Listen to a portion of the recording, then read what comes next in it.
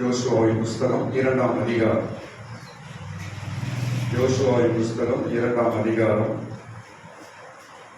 ராகாப் என்ற ஒரு ஸ்திரீ உடைய ஒரு காரியம் அங்கு எழுதப்பட்டிருக்கிறது. இதை குறித்து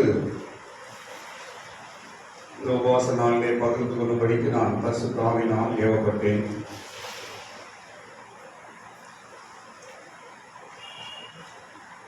இந்த 21 நாளும் இந்த சப்ஜெக்டை நான் பார்க்க போகிறோம். தயவுசெய்து எல்லாரும் நோட் புக் பெண்ணெல்லாம் இருக்கிறது டெய்லி அதை கொண்டு வந்து இந்த சப்ஜெக்டை நீங்கள் எழுதி வைத்துக் கொள்ளுங்க. உங்கள் வாழ்க்கைக்கு மிகவும் பிரயோஜனமாக இருக்கும். இதில் மொத்தம் 24 வசனங்கள் இருக்கிறது. யோசுவா 2ஆம் அதிகாரம். அந்த அதிகாரத்தில் மொத்தம் 24 வசனங்கள் இருக்கிறது. 24 வசனத்தையும் இந்த 21 நாளில் நம்ம தியானிக்க போகிறோம். ஆனால் இந்த சப்ஜெக்ட் நாம் இன்னும் அதில் ஆழமாக டீப்பாக நாம் போவோம் என்றால் 21 நாள் பத்தாது. 21 நாள் இந்த சப்ஜெக்ட் முடிக்க முடியாதுன்னு நினைக்கிறேன். இந்த ஒரு அதிகாரத்தை அப்படி நினைக்கிறேன். முடிந்த வரைக்கும் நாம் தேவனுடைய ஆவியினாலே நம்முடைய பக்தி விருத்திக்கு எதுவாய் நாம் இதை நாம் தொடர்ந்து பார்ப்போம். ஸ்தோத்திரம், கர்த்தருக்கு ஸ்தோத்திரம். கர்த்தரை நடத்துவார்.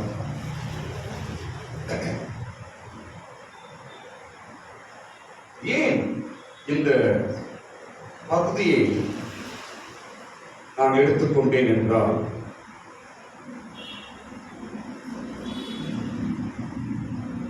இஸ்ரவேல் ஜனங்கள் எரிகோவை தகர்த்து வாக்குத்தத்தத்தை பெற்றார். எரிகோவை தள்ளிட்டு, கடைசியா எரிகோவை தள்ளிவிட்டு தகர்த்து விட்டு வாக்குத்தத்த தேசத்தை பெற்றார். சொல்ல போனா வாக்குத்தத்த தேசத்தை பெறுவதற்கு உண்டான கடைசி ஃபைட் இந்த ஃபைட் அப்படின்னு எடுத்துக்கலாம். அதுக்கப்புறம் யுத்தங்கள் நடந்தது. நான் பொதுவாய் சொல்லுது, எரிகோவை தகர்த்த பிற்பாடு அவர்கள் வாக்குத்தத்தத்தை பெற்றார்கள். இயேசுவின் நாமத்தினால இந்த உபவாச நாட்கள் மூலமாக வாக்குத்தத்தத்தை, ஆசீர்வாதத்தை நெருங்கி வந்திருக்கிற உனக்கு இந்த உபவாச ஜெபம் ஒரு எரிகோவை தகர்க்கிற ஜெபமாய் மாற. இந்த ஜெபத்துக்கு அடுத்தது பிளெஸிங் தான். ஆமென். இயேசுவின் நாமத்தில் எரிகோ கோட்டையும் எரிகோ நகரத்தையும் அவர்கள் அழித்த உடனே வாக்குத்தத்த தேசமாகிய கானான் தேசத்தை அவர்கள் சுதந்திரித்தார். ஸ்தோத்திரம். அப்படின்னா அத்தனை ஆல்மோஸ்ட் கிட்ட வந்தாச்சு. ஆல்மோஸ்ட் கிட்ட வந்தாச்சு. ஸ்தோத்திரம். கர்த்தர் சீக்கிரத்தில் உங்களுக்கு வாக்கு கொடுத்திருக்கிற வாக்குத்தத்த ஆசீர்வாதத்தை நீங்கள் பெற்றுக்கொள்ளும்படி கர்த்தர் கிரியை செய்வார். ஆமென். ஆமென். ஸ்தோத்திரம். இந்த 2ஆம் அதிகாரத்தில் என்ன அங்க விஷயம் என்று ஓவரால் நான் சொல்றேன். இந்த 2ஆம் அதிகாரத்தில் என்ன எழுதியிருக்குது அப்படின்றால், யோசுவா 2 ஆளை அனுப்புறாரு. எங்க அனுப்புறாரு? எரிகோ பட்டணத்துக்கு அனுப்புறாரு. போயிட்டு அந்த பட்டணம் எப்படி இருக்குதுன்னு பார்த்துட்டு வாங்க அப்படின்னு 2 பேர் அனுப்புறாரு யோசுவா. அவர்கள் வருகிறார்கள். அந்த பட்டணம் உள்ள வந்த உடனே ராகாப் என்ற ஸ்திரீயோட வீட்டுல தான் அவங்க தங்குறாங்க. தங்கும்பொழுது அந்த ராஜாக்கள் தெரியப்பட்டு தேடி வராங்க. அப்போ இந்த ஸ்திரீ அவங்க 2 பேரையும் வீட்டுல ஒளிச்சு வச்சிருக்காங்க.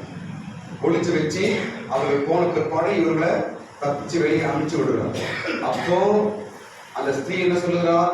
நீங்கள் வந்து இந்த எரிகோவை நீங்கள் பிடிக்கும் பொழுது என்னை, என் குடும்பத்தை நீங்கள் ரட்சிக்க வேண்டும் என்று சொல்லுகிறார்.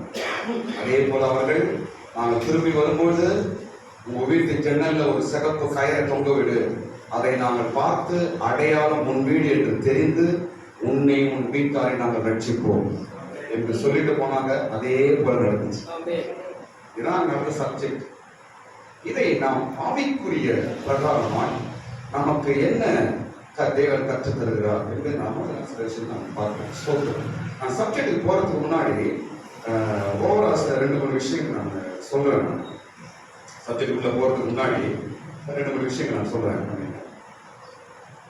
எரிகோ சொல்லுங்க.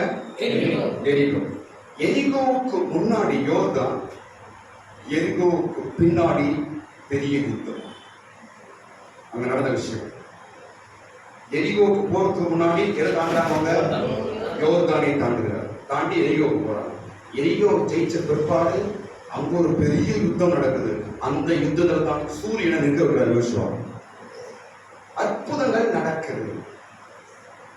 ஏன் நீ சொல்ல வருகிறேன் என்றால், எங்கு கர்த்தர் அற்புதங்களை செய்வார் என்றால், எங்கு உனக்கு பிரச்சனை நினைக்கிறியோ அங்கதான் கர்த்தர் வரும். யோர்தான் இவங்களுக்கு பிரச்சனையா இருந்துச்சு. அங்கதான் கடவுள் யோர்தானை தண்ணீரை குவியலாய் மாற்றி. இரண்டாவது எரிகோ பயங்கர பிரச்சனையா தெரிஞ்சு அந்த அந்த மதிலை கீழே தள்ளி அந்த எரிகோ ஜெயிக்கணும் என்று ஒரு பெரிய பிரச்சனையா இருந்தது. ஸ்தோத்திரம், கவனிங்க. ஆனால் அங்குதான் கர்த்தர் அந்த எரிகோவின் மதிலை கீழே விழவை. மூன்றாவது பாருங்க, இந்த யோர்தானை எரிகோவை தாண்டின பிற்பாடு பெரிய யுத்தம் நடக்கிறது. யுத்தம் என்னடி? பெரிய யுத்தம். பல ராஜாக்கள் கூடி வராங்க யோசுவாவுக்கு விரோதமாய். பெரிய பிரச்சனை. அங்கதான் சூரியன் நிறுத்துறார் கடவுள். இதுல நம்ம என்ன தெரிந்து கொள்கிறோம் என்றால், எனக்கு தலை போல பிரச்சனையா இருக்குது. இது ஏன் இந்த பிரச்சனை? எனக்கு ஏன் இப்படி நடக்குது? இந்த பிரச்சனை வராம நல்லா இருக்குமே என்று எந்த இடத்துல சொல்றியோ அங்கதான் கர்த்தர் அற்புதம் செய்யப்படுறது. பிரச்சனை வெளியே வந்து நாம் பார்க்கணும். எப்ப விட்டு போய் நம்ம சாமி வெளியே வந்தா போதும் நாம் நினைக்கிறோம். ஆனால் கர்த்தர் எதிர்பார்க்கிறோமா? அந்த பிரச்சனை நடுவில் தான் உன்னோடு கர்த்தர் இருப்பதை காட்டும் நினைக்கிறார். எரிகோ யோர்தானை ஃபேஸ் பண்ணாங்க, அங்க அற்புதம் நடந்தது. எரிகோவை ஃபேஸ் பண்ணாங்க, அற்புதம் நடந்தது. 5 விதமான ராஜாக்களோடு பெரிய யுத்தம் செய்தார் யோசுவா. கர்த்தர் சூரியனை நிறுத்தினார், அற்புதம் செய்தார். நான் சொல்றத கவனிங்க. பிரச்சனை கண்டு கலங்கி பயந்து பிரச்சனைக்கு ஓடின நினைக்காதீங்க. அந்த மத்தியில நிற்கும்படிக்கு கிருபையும் அபிஷேகத்தை வாங்கிக் கொள்ளுங்கள். அந்த பிரச்சனை மத்தியில் அற்புதத்தை நீங்கள் காண்பீர்கள். கர்த்தர் கடவுள் எங்கெங்க அற்புதம் செய்தாரோ அங்கெல்லாம் நம்முடைய கண் பார்வையில ஒரு பிரச்சனை தான். வனாந்தரம் என்ன கொடுத்தாரு? மன்னாவை கொடுத்தார், காடையை கொடுத்தார். வனாந்தரம் என்ன? மனுஷன் கிடையாது, தண்ணி கிடையாது, சோறு கிடையாது, ஒண்ணுமே கிடையாது. அந்த இடத்துக்கு கர்த்தர் அற்புதம் செய்தார். பாத்தீங்களா? பிரச்சனை என்று பயப்படாதீங்க. கர்த்தர் தன் பவர வல்லமையை காட்டுவது பிரச்சனை மத்தியிலே.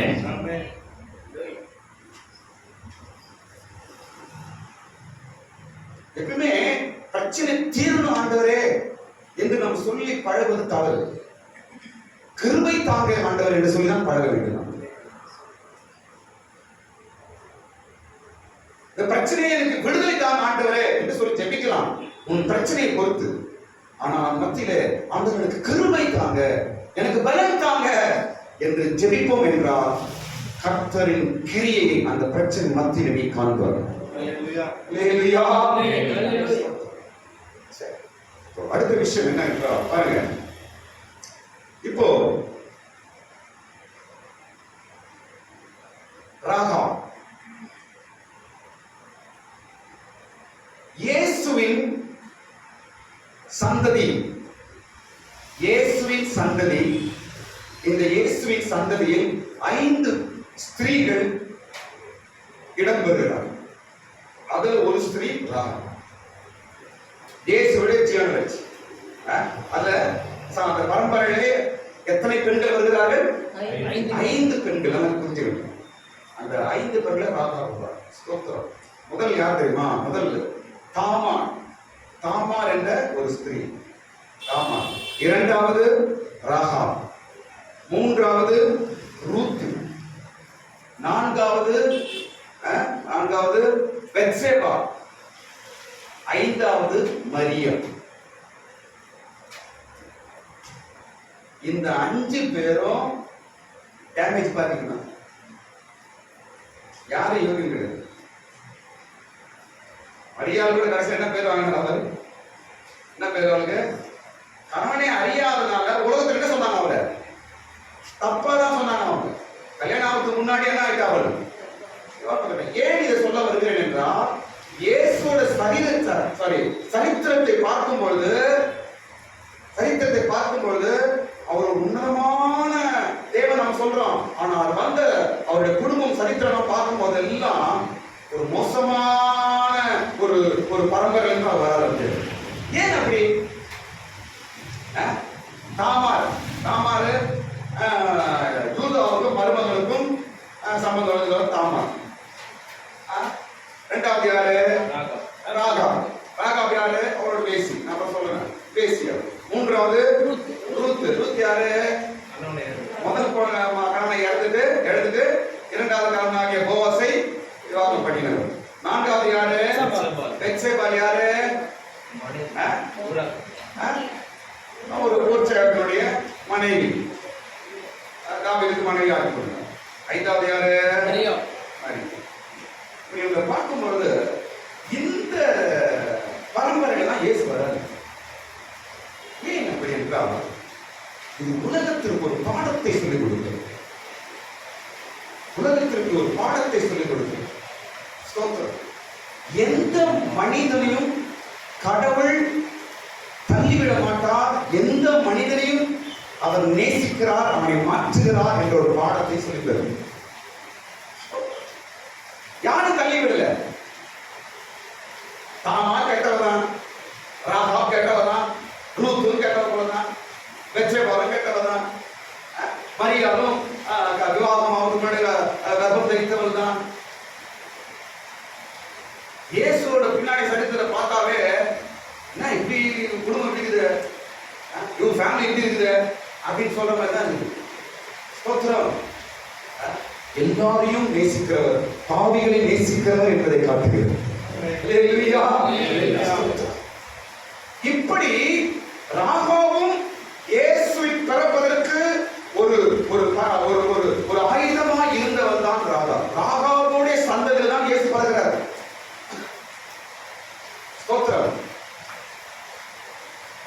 இந்த ராகாவை குறித்து பைபிள்ல பாருங்க 3 இடத்தில் எழுதப்பட்டது. முதலாவது யோசுவாவில் எழுதப்பட்டது, இரண்டாவது எபிரேயில் எழுதப்பட்டிருக்கிறது, மூன்றாவது யாக்கோபில் எழுதப்பட்டிருக்கிறது. என்னென்ன? விசுவாசத்தினால் ராகா. அவ பேரை பெருமையா எழுதுறாங்க எல்லா இடத்துலயும்.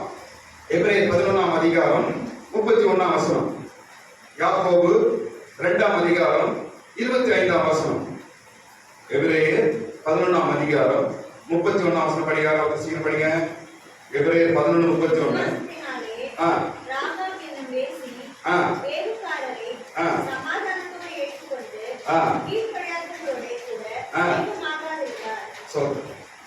ராகாவை குறித்து எபிரேயர்ல பவுல் எழுதுகிறார். பாருங்க, இந்த எபிரேயர் 11ஆம் அதிகாரம் என்பது விசுவாசிகளுடைய பட்டியல். என்னது பேரு? விசுவாசிகளின் பட்டியல். அதுல எழுதக்கூடிய எல்லா பேரும் விசுவாசிகள் தான். பாருங்க, அவங்க பேர் எல்லாம் லிஸ்ட்ல வருது 11ஆம் அதிகாரம். அதுல யார் பேர் வந்தீங்க? ராகாப். கடவுள் அவளை கனப்படுத்தினார். கடவுள் அவளை தாவீது, ஆபிரகாம், ஈசாக்குவோட லிஸ்ட்ல ராகாப் கொண்டு வந்திருக்கிறார். கடவுள் உயர்த்திட்டார். அவருடைய சந்ததியில் இயேசு பிறக்கிறார். ஸ்தோத்திரம். அப்படி அவள் தரம் வாழ்க்கை உயர்த்தப்பட்டது. உயர்ந்தவளாய் இருந்தால் அவருக்கு நிறைய காரியங்களை நாம் படிக்க போறோம். ஸ்தோத்திரம். இரண்டாவது யாக்கோபு 2ஆம் அதிகாரம் 25ஆம் வசனம் படிங்க. அங்கே யாக்கோபு எழுதுறார் பாருங்க, ராகாவை பத்தி எழுதுறாரு.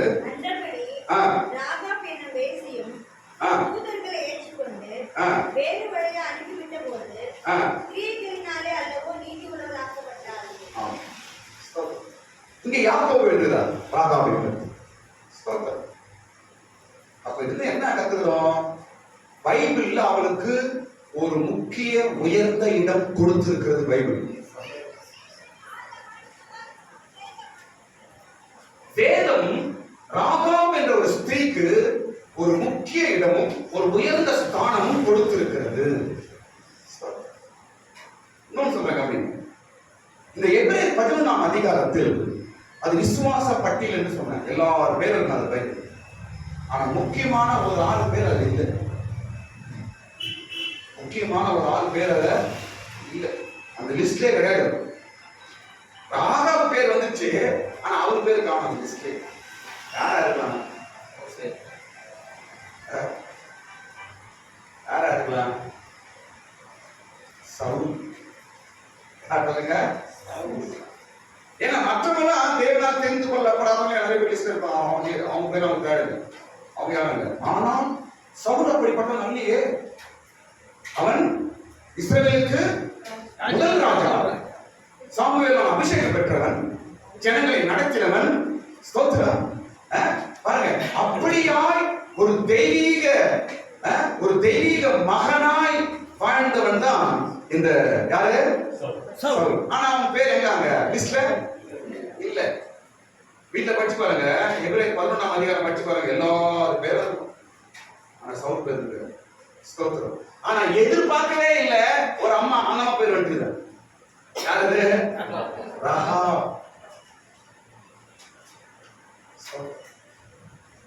சரி, இந்த ராகாபின் சந்ததியில் தான் இயேசு வந்தார் என்பதற்கு 2 வசனங்கள் நான் சொல்றோம்.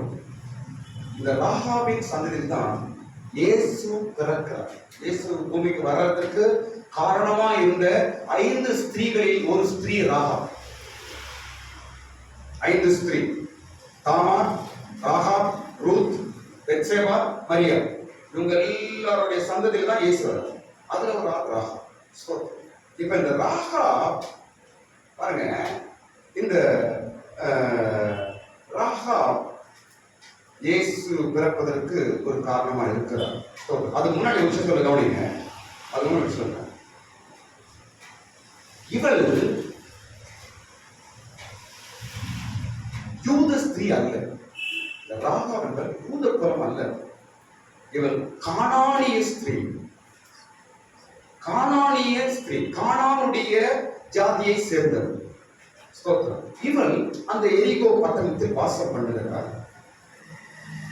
அவருடைய தொழில் விபச்சாரம், வேசி என்று பைபிள் சொல்றது. ஸ்தோத்திரம்.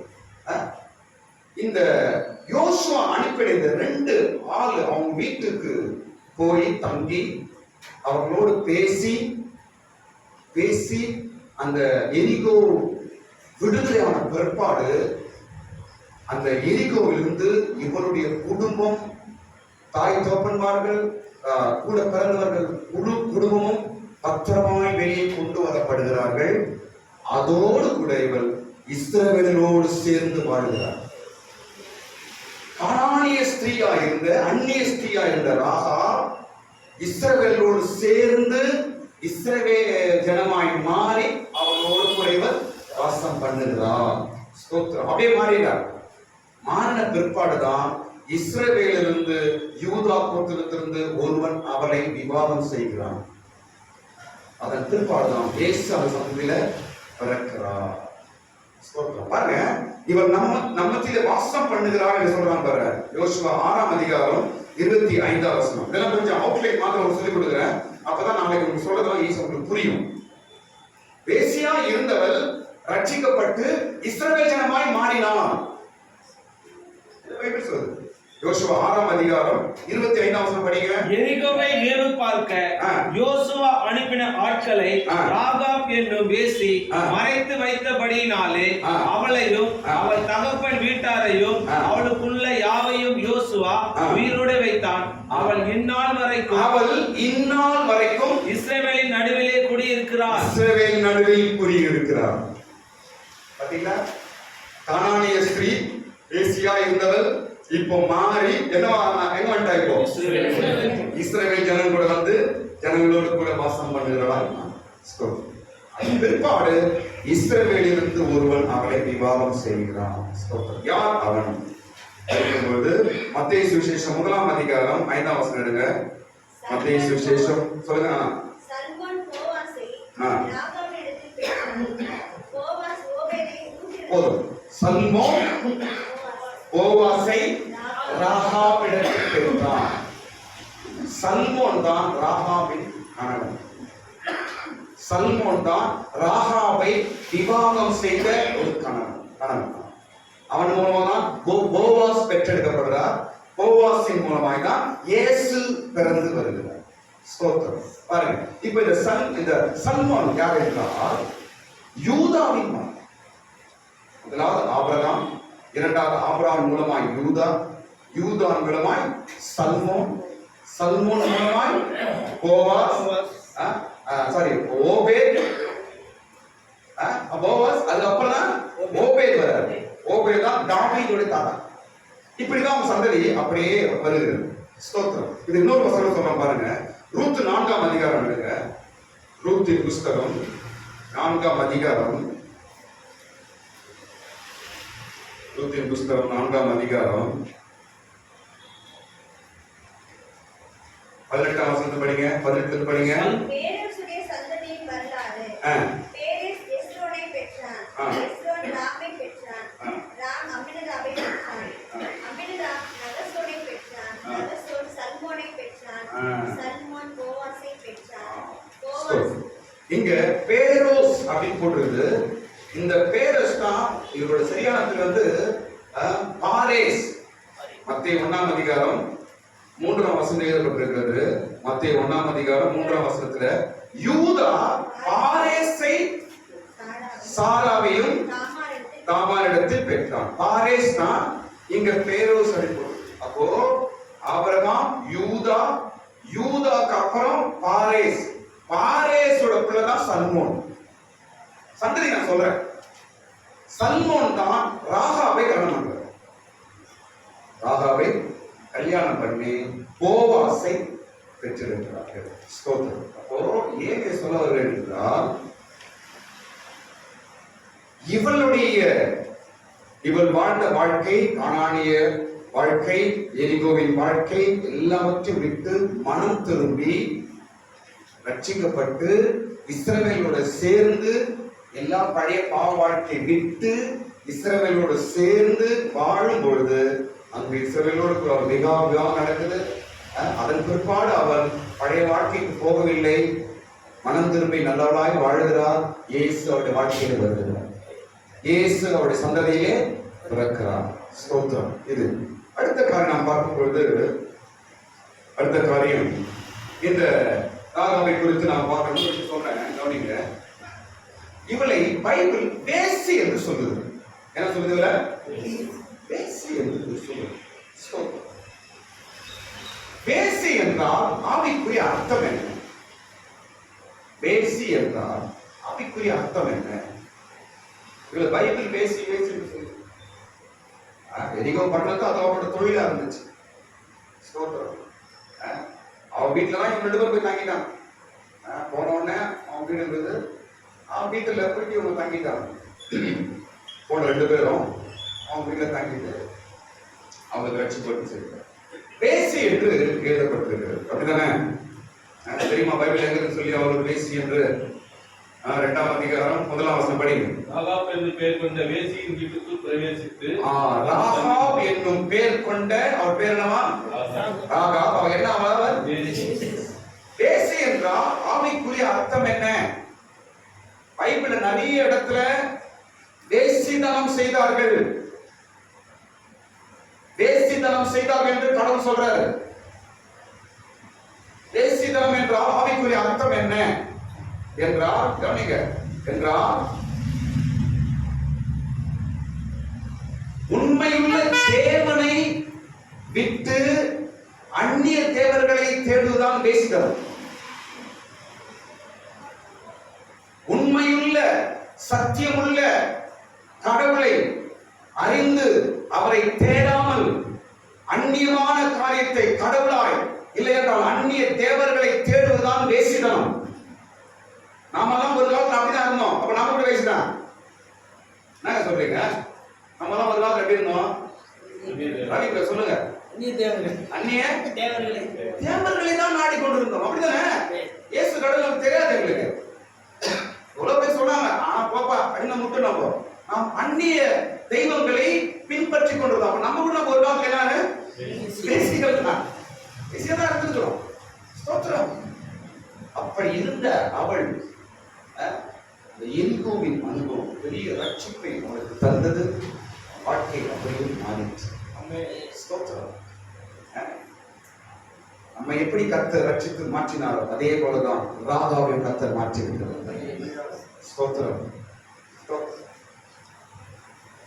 ராகாவை குறித்து இன்னும் சில விஷயங்கள் பார்ப்போம். பாருங்க, ராகா இவரை குறித்து நாம் பார்க்கும் பொழுது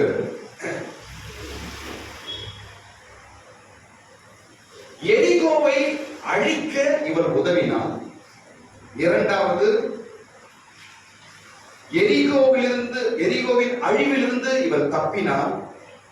மூன்றாவது, மறைத்து வைத்தார். இதை பத்தி நிறைய விஷயங்கள் படிக்கணும். முதல்ல நான் சொல்றேன் பாருங்க. ஒன்னு ரெண்டு விஷயம் நான் சொல்லி முடிச்சிருக்கேன்.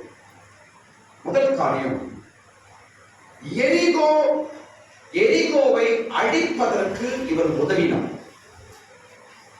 யார்? இந்த பேரை மறக்காம 21 பேரை மறந்துடாதீங்க. நான் சொல்றேன் கவனிங்க.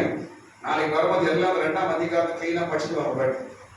நாளைக்கு சாயங்காலம் வரும்பொழுது யோசுவா 2ஆம் அதிகாரத்தை உட்காந்து ஃபுல்லா அந்த 24 வசனத்தையும் ஒரு வாட்டி நல்லா கிளீனா படிச்சுட்டு வந்துடும். இல்லைன்னா அந்த 21 டைம் கிடைக்கும் போதெல்லாம் படிங்க. நான் பேசுறது உங்களுக்கு நல்லா புரியும். நிறைய விஷயங்கள் அதை கற்றுக்கலாம். எரிகோவை அழிப்பதற்கு இவர் உதவினார். நான் சொல்ல பாருங்க, எரிகோவை முற்றிலுமாய் அழித்து தரமட்டம் ஆவதற்கு ஒரு முக்கிய காரணமே ராகாப். அந்த காலத்துல பழைய பெரிய பட்டணங்களில் ஒரு பட்டணம் எரிகோ. 3 பழைய பட்டணங்கள். ஒன்று எகிப்து, இரண்டாவது எரிகோ, மூன்றாவது நினைவே. இவைகளெல்லாம் அந்த காலத்துல பழைய பட்டணங்கள், தேர்வான பட்டணங்கள் அவைகள் எல்லாம். ஸ்தோத்திரம்.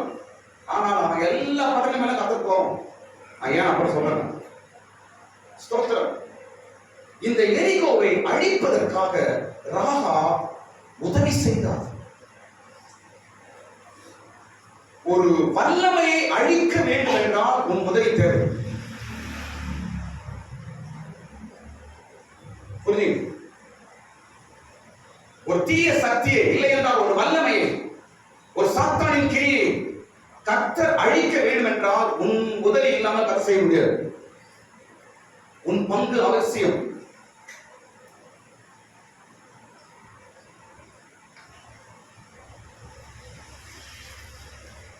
பாருங்க, என்ன பாருங்க, ராகாவுடைய மைனஸ் பாயிண்ட் நிறைய இருக்குது. வேலையில வச்சு பாருங்க. அவன் பேசியா இருக்கா. இரண்டாவது, பொய் சொன்னாங்க. அவ என்ன சொன்னாங்க? அவ செய்த வேலையை பொய்னாங்க. ஒழிச்சு வச்சுட்டு வரவங்க என்ன சொன்னா? இத கடவுள் அங்கீகரிச்சு இல்ல, அவன் நம்மளுக்கு பொய்லாம் சொல்லாம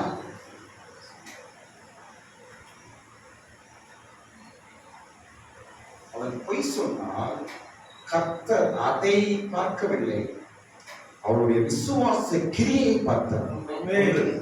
இரண்டாவது, எரிகோவின் அழிப்பதற்கு ராகா தேவை என்று கர்த்தர் பார்த்தார்.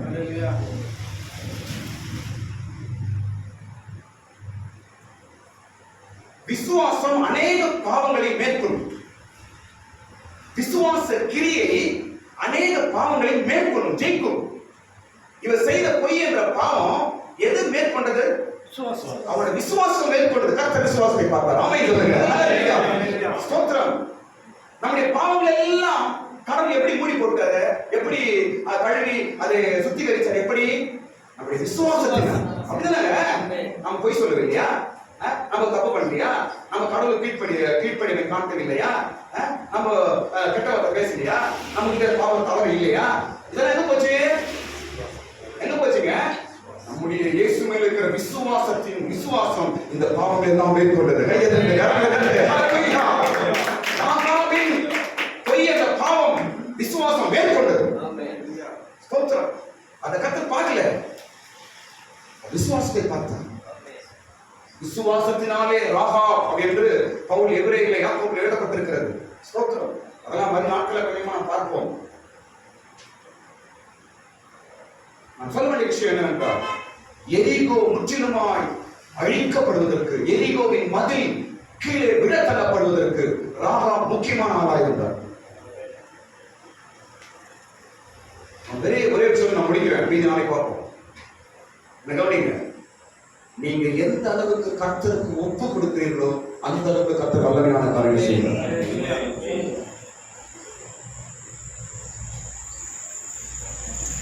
ராகாவின் சப்ஜெக்ட் மூலமா 21 நாள் கர்த்தர் சில வார்த்தைகளை உனக்கு கொடுக்க போகுது. சில வார்த்தைகளை கர்த்தரோடு பேச போகுது.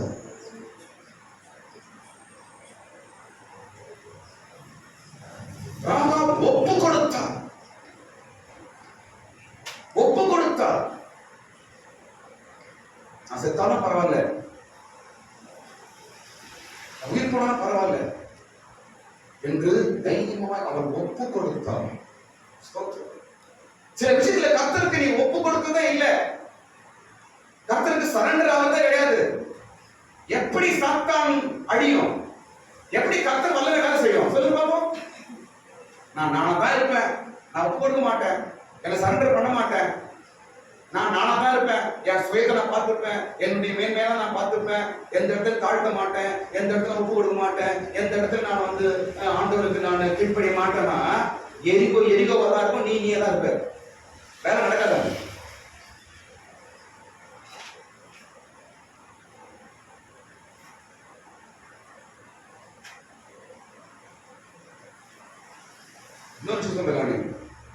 அவர் ஒப்பு கொடுத்ததுனாலதான் அவருடைய முழு குடும்பத்தை அவர் காப்பாற்றிக் கொண்டார். அவர் ஒப்பு கொடுத்ததுனாலதான் அவருடைய முழு குடும்பம் அழிவிலிருந்து தப்பித்தது. எரிகோவின் அழிவுக்கு ராகாப் உதவி செய்தார். இன்றைக்கு கர்த்தர் பேசுறார், உன் உதவி தேவனுக்கு தேவை.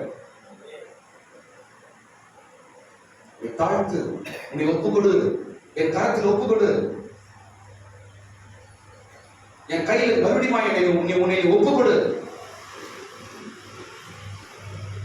நான் ஒரு பெரிய காரியத்தை செய்ய போகிறேன், ஒரு பெரிய காரியத்தை நான் செய்ய போகிறேன். உன்னை ஒப்புக் கொடுக்கும் பொழுது உன் மூலமாய் நான் பெரிய காரியத்தை செய்வேன் என்று கர்த்தர் பேசுகிறேன்.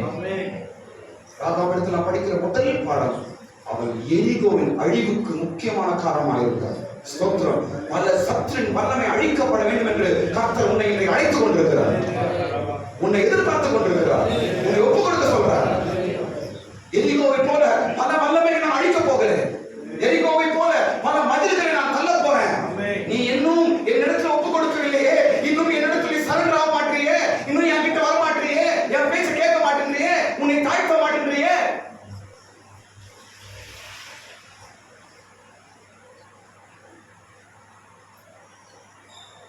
கர்த்தருடைய கரத்தில் நாம் ராகாவை போல நாம் ஆண்டவருடைய கரத்தில் நாம் ஒப்பு கொடுத்து தேவசத்துக்கு ஒப்பு கொடுத்து தாழ்த்தோம் என்றால் நிச்சயமாய் கர்த்தர் எரிகோவின் கோட்டையை கீழே தள்ளுவார், எரிகோவின் மதிலை கீழே தள்ளுவார். ஸ்தோத்திரம். கடைசியால் எரிகோவை அழித்து வாக்குத்தத்தத்தை பெற்றார்கள். நிச்சயமாய் இந்த உபவாச ஜெபத்தின் மூலமா ஏதோ ஒரு பெரிய வல்லமையை அழித்து கர்த்தர் ஆசீர்வாதத்தை கொடுக்க, ஏதோ ஒரு பெரிய தடையை உடைத்து கர்த்தர் உனக்கு ஆசீர்வாதத்தை பெற்றுக் கொள்ளக்கூடிய வழியை திறக்க போகிறார். எல்லாரும் கண்களை மூடுவோம். ஸ்தோத்திரம், ஸ்தோத்திரம். Praise the Lord, praise the Lord, praise the Lord, praise the Lord, praise the Lord.